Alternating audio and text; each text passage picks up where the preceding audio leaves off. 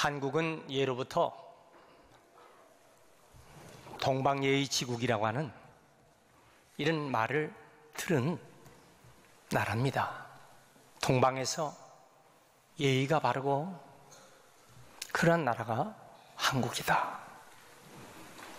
그런데 요즘 예의가 바르지 못하고 윤리가 바르지 못해서 우리는 하나님 말씀을 잘 들어야 합니다. 자식이 부모에게 순종하지 않고 자녀가 부모님 말씀 불순종하고 학생이 스승의 말, 선생님 말을 듣지 않고 그리고 군대에서 사병이 상관의 명을 듣지 않고 직장에서 상사의 말을 듣지 않고 이렇게 하극상의 모습이 되면 무질서해지기 때문에 이 큰 문제가 생기는 것입니다. 오늘 저는 세 가지로 말씀드립니다. 진짜 효가 무엇일까? 효도가 무엇일까? 이 효도는요, 부모님을 잘 섬기고 모시는데 한자에 보면은 효도 효자는 늙을 노자에 아들 자자가 붙어갖고 늙으신 부모님을 업고 아들이 업고 있는 모습이 효도예요. 그러면 자식이 늙은 부모를 이렇게 잘 섬기는 모습, 그래서 적게는 자기 부모님을 잘 섬기는 것, 조금 크게는 가족 공동체, 위계 질서를 잘 지켜 서로 공경하고 사랑하는 것, 더 크게는 부모님과 윗 어른을 공경하고 자신의 선조와 조상을 존중히 여기고 이 민족을 사랑하는 그런 모습까지 가야 될 줄 믿습니다. 유대인들은 산을 하림이라고 불렀어요. 부모님을 호림이라고 불렀어요. 성경 말씀을 가르치는 교사를 모림이라고 불렀어요. 한번 따라합시다. 하림, 호림, 모림. 이건 뭐냐면은 부모는 교사와 함께 산같이 높아서 보통 사람들보다 우뚝 솟아있다는 얘기입니다. 그래서 아버지를 뭐라고 하냐면 아부 그랬어요. 아부란 말은 조상이란 뜻이에요. 여기 아브라함 이런 말이 나오는 거예요. 믿음의 조상 아브라함. 어머니는 뭐예요? 자녀를 낳았어요. 그래서 어머니는 자식을 낳기 때문에. 아버지와 어머니에 대한 효가 바로 서지 못하면 민족이 번성하지 않아요. 그리고 평화롭지 못합니다. 그런데 문제는요, 한국의 효도 사상은 그 옛날 유교 사상의 뿌리를 내리고 있기 때문에 성경의 효와 부적절합니다. 그래서 조상을 효도로 잘 모신다고 하는 것이 조상을 우상 숭배를 해갖고 하나님 신보다도 조상 신에 대해 제사 드리는 걸 효도로 생각하는 거예요. 그렇기 때문에 이것을 바로잡아야 합니다. 우리가 부모님께 효도하는 그런 효도가 되려면 어떻게 할까요? 동양적인 효, 그래서 인간다운 삶, 윤리만 강조하는 것이 아니라 기독교적인 효는 영혼 구원과 윤리를 함께 잘 가르치는 그런 기독교의 효정신이 되어야 할 줄 믿습니다. 우리 예수님은 성경의 대표적인 효자입니다. 왜냐하면 하나님 아버지 그 명령에 따라 십자가에 달려 죽기까지 복종하고 순종하고 하나님 아버지를 공경한 우리 예수님이에요. 그리고 육신적인 아버지 요셉, 어머니 마리아, 30살이 될 때까지 목수일, 아버지를 도와서 목수일을 했어요. 아버지를 공경했어요. 어머니는 어떻게 했어요? 십자가에 마지막 달려 돌아가시기 직전까지도 어머니의 노후 대책을 마지막까지 책임져서 어머니를 사랑하는 제자 요한에게 우리 어머니 노후를 보살펴달라고 죽는 순간에도 어머니를 부탁한 효자 예수님이십니다. 예수님은 영적인 면에서 하나님 아버지, 육적인 부모 요셉과 마리아, 이렇게 효도로 섬겼어요. 하나님을 공경하고, 그리고 부모를 공경하고, 그리고 이웃을 사랑하는 것, 그것이 예수님의 효에 대한 순서의 모습이었습니다. 자, 성경은 내 부모를 공경하라, 출애굽기 20장 12절에 말씀했어요. 그리고 신명기 5장 16절에도 이 내 부모를 공경하라, 이것이 기초예요. 예수님은 마태복음 15장 4절에 하나님이 이렇게 말씀하셨어요. 내 부모를 공경하라 하시고 또 내 아버지나 어머니를 비방하는 자는 반드시 죽임을 당하리라. 아버지 어머니를 비방해, 당신 아버지 당신 어머니 만약 이렇게 비방한다, 반드시 죽임을 당하리라. 예수님이 그렇게 말씀하셨어요. 그래서 유대인들은요, 부모님을 공경하지 않는다는 것은 상상치 못하는 거예요. 왜냐하면 무서운 형벌이요, 죽음까지도 당해야 되는 것이에요. 그래서 기독교의 효는 하나님 안에서 하나님 아버지와 부모를 공경하는 일, 하나님을 공경하는 것, 주님 안에서 부모님을 공경하는 것, 바로 그것이 참된 효입니다. 부모님을 공경하되 주님을 벗어나면 죄가 되는 것이에요. 그렇기 때문에 우상 숭배하지 말고 부모님께 효도해야 된다는 것입니다. 자, 그래서 성경의 공경 대상은 단순히 자기 부모만 한정하지 말고 어른부터 가까운 모든 어르신들을 잘 공경하고 받들어서 드려야 된다 하는 것입니다. 자, 성경의 인간관계는 어떻습니까?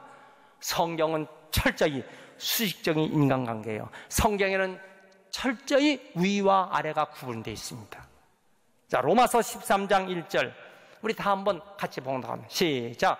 각 사람은 위에 있는 권세들에게 복종하라. 권세는 하나님께로부터 나지 않음이 없나니 모든 권세는 다 하나님께서 정하신 바라. 여러분, 하나님 나라는 민주주의가 아니에요.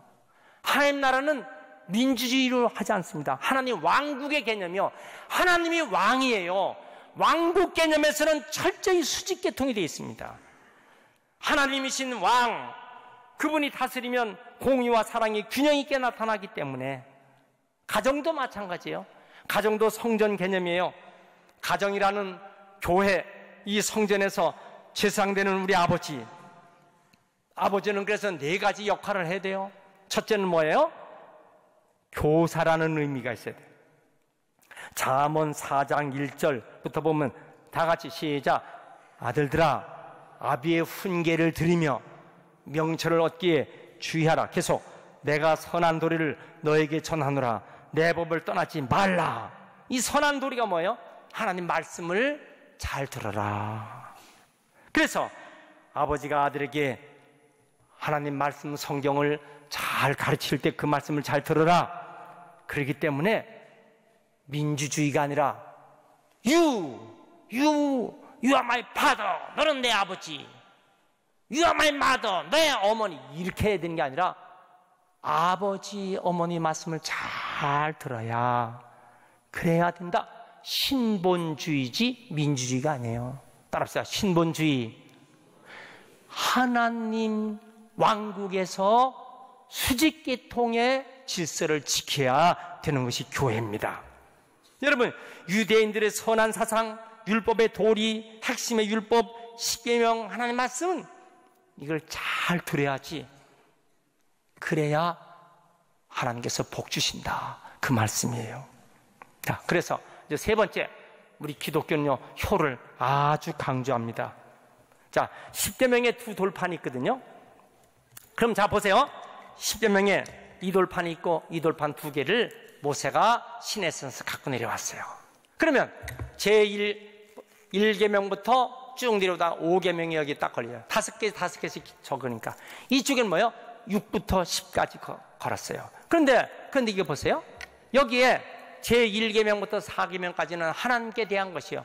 5계명은 뭐예요? 부모님에 대한 거예요. 내 부모를 공경하라. 자, 그 다음에 6부터 10까지는 뭐예요? 인간에 대한 것입니다. 인간에 대한 계명으로 되어 있어요. 자, 그래서 첫 번째는 이 돌판이 뭐예요? 대신관계, 하나님과의 관계. 그 대신과의 관계에서 부모님을요, 하나님과 같은 위치에 얹어놓는 거예요. 자, 이번에는 이 대인관계에다 넣었어요. 자, 예수님은 이 십계명을 두 가지로 말씀했어요. 마태복음 22장 37절에 주 너희 하나님을 사랑하라. 대신관계예요. 그 다음에 뭐예요? 내 이웃을 내 몸처럼 사랑하라. 대인관계였어요. 자, 그런데 여기 보면 십계명이에요. 모두게 하지 말라, 하지 말라, 하지 말라다 하라. 그게 나와요. 하나님께. 그건 뭐냐면 안식일을 기억하여 거룩하게 지키라. 야, 하라. 긍정적인 것만 하나고 부정적인 것은 셋이 계속되는 거예요. 자, 근데 인간의 계명이 6개 중에서요, 하라라는 것은 딱 하나고 모든 거 도둑질하지 말라, 살인하지 말라, 간음하지 말라, 전부 다 말라요. 근데 하라는 건 뭐예요? 네 부모를 공경하라. 여러분, 이 무슨 얘기냐면요, 하라라고 하는 거 2가지를 지키면 하지 말라 하고 한 8가지는 다 된다는 거예요. 다시, 안식일, 주일을 잘 지키는 사람은요, 하지 말라는 것이 그냥 다 하지 않게 된다는 거예요. 부모님께 효도하고 공경하는 사람은요, 다른 거 도둑질하고 살인하고 이런 거 절대 안 한다는 거예요. 여러분, 그래서 주일 예배를 잘 드리고 부모님을 공경하는 사람은 다 만사옥해요. 이게 다 되는 거예요. 믿습니까?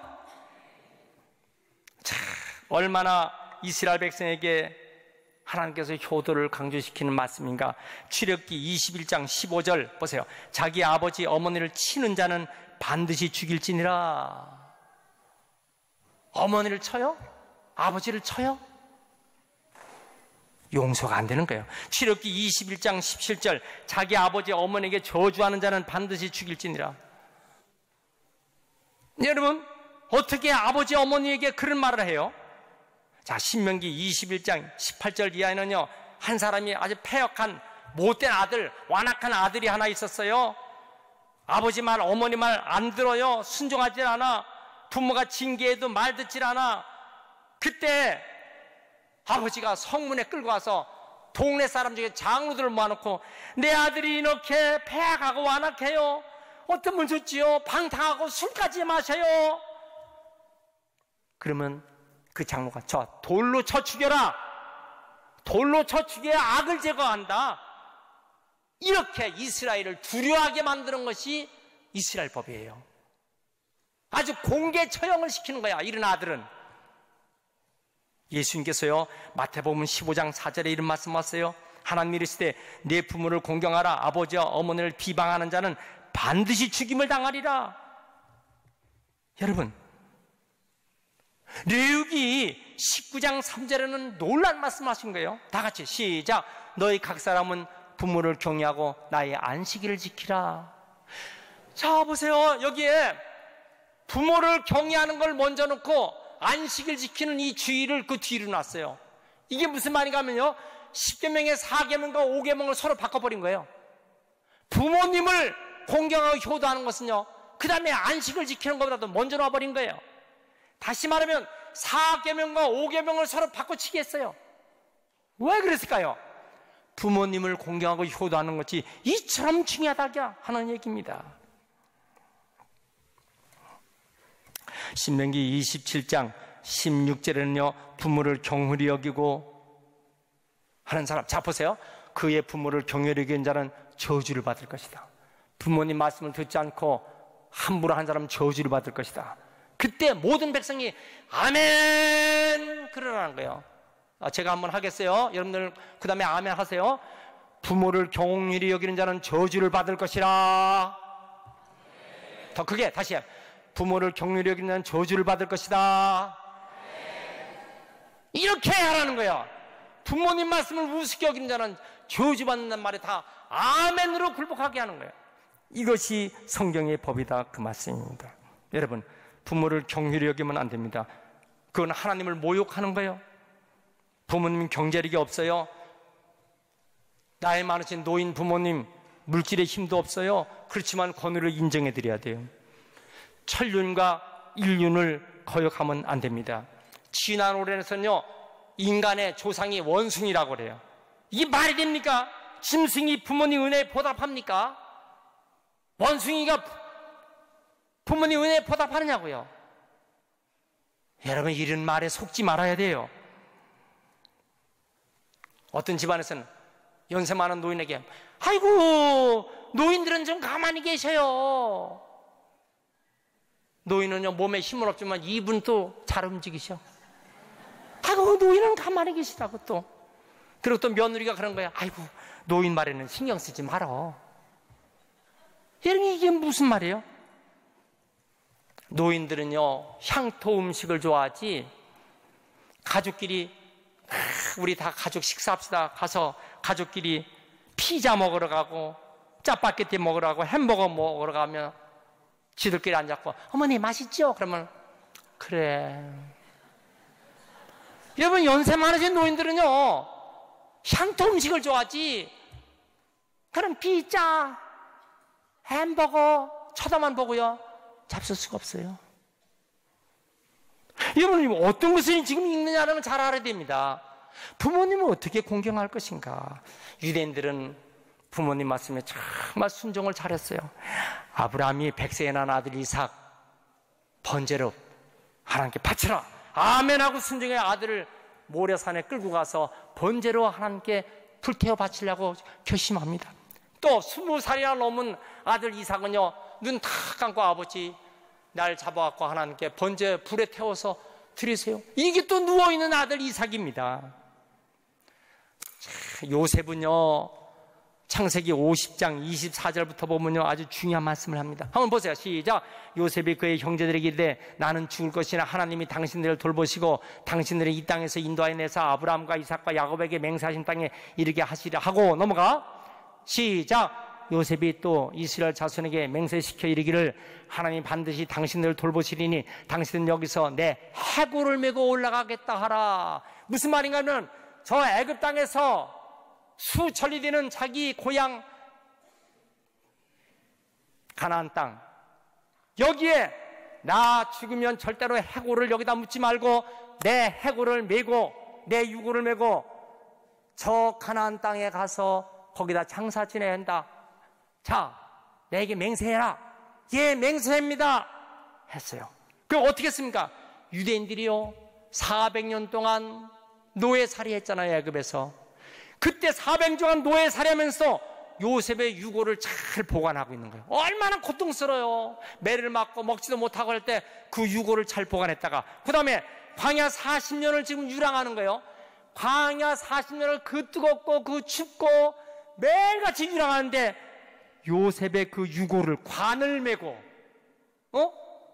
그 해골을 메고 40년을 광야에서 돌다가 결국 가나안 땅으로 가서 마침내 요셉의 뼈를 가나안의 세겜 땅에 장사 지내는 장면, 여호수아 24장 32절에 보세요. 시작. 또 이스라엘 자손이 애굽에서 가져온 요셉의 뼈를 수천리 떨어진 데서 지금 갖고 왔어요. 40년 광야를 그걸 메고 행진했어요. 이제 세겜에 장사했으니 이곳은 야곱의 벳 크리스탈을 주고 세겜의 아버지 하몰의 자손에게서 산 땅이야. 묘지를 이렇게 잘 써서 요셉의 자손의 기업이 되었더라. 여러분, 요즘 젊은 자녀들에게, 야, 내 유골, 해골을 잘 좀 보관하라. 400년 동안. 그리고 이걸 40년 동안 광야를 메고 다녔다가 가난을 하라면 요즘 자녀들이 그렇게 할까? 아이고, 귀찮아갖고 이거 다 그냥 내버리든지 어디다 갖다 파묻어 버리든지 던져버리든지. 아이고, 그 당시도 인도에서는 다 화장법이 있으니까, 인더스강, 겐지스강에서 티리스강, 유프라데스강 근처에서는 다 화장법이 있으니까, 아이고, 그냥 불태워버리고 그냥 산에 뿌려버리지. 이걸 40년 동안 광야를 메고 다닙니까? 여러분, 효행은 하나님이 인간에 가장 좋아하는 그런 것을 주시는 것이에요. 어떻게? 두 가지를 주셨어요. 오늘 본문의 에베소 6장 3절, 이로써 내가 잘 되고 땅에서 장수하리라. 여러분, 이스라엘 왜 축복받아요? 성경대로 부모님께 순종했더니 땅에서 잘되고 장수하는 복을 누린 줄 믿습니다. 할렐루야. 일제시대에 가난한 어머니 밑에서 공부했던 이흥열 씨가 있었어요. 음악 공부를 하러 일본으로 갔어요. 피아노가 없어. 어머님, 음악 공부를 하러 갔는데 피아노가 없어요. 어머니가 얼마나 애탑니까? 가난한데 솔방울을 주어서, 솔방울을 한두 개 갖고 됩니까? 수백 개 갖고 됩니까? 수십만 개를 솔방울을 주어서 팔아갖고 그것을 피아노 한 대를 사줬어요. 음악 공부를 다 하고 나온 이흥렬, 어머니의 그 사랑이 잊을 수 없어서, 그래서 어머니 마음을 음악가로서 작곡을 했어요. 그리고 그것을 곡을 양주동 씨가 붙여갖고 이흥렬 작곡 어머니 마음, 나실제 괴로움 다 잊으시고 일본의 도쿄대학을 졸업하고 도쿄에서 제일 큰 기업에 입사 서류를 냈는데 사장 앞에 면접을 봅니다. 이봐, 자네 어머니 목욕시켜 드린 적 있나? 한 번도 어머니 등 밀어준 적 없어요. 가서 하고 내일 만나지. 이 아들이 집에 와서 어머니 목욕시켜 드립니다. 평생 안 했던 일을 하니까 어머니가 펄쩍 뛰는 거야. 그럴 수 없다. 등도 한 번 닦아드리지 못한 우리 어머니, 몸 한 번 닦아드리지 못한 우리 어머니, 우리 어머니는 나를 얼마나 많이 목욕을 시켜주고 옷을 갈아입혀 줬는데 나는 우리 어머니 목욕을 얼마나 시켜줬나? 한 번도 없어. 어머니를 목욕시키지 않으면 사장님을 내일 만날 수가 없대요. 그래, 그러면 발이나 씻겨라. 어머니 발을 씻기는데 어머니 발을 보니까 마른 장작개비 같아. 마른 가랑잎처럼 다 쭈글쭈글해. 어머니 발이 밑에가 소발바닥같이 이렇게 단단해. 그것을 어머니 발을 씻기면서 아들이 어머니 앞에 그냥 꼬꾸라진 거예요. 딸을 키우시는 우리 어머니. 그 앞에 어머니 사랑해. 다음날 아침 사장한테 갔어요. 이봐, 어머니 등 밀어드렸나? 말을 못해. 어머니 발만 씻겨드렸어요. 사장이 내일부터 회사에 나오게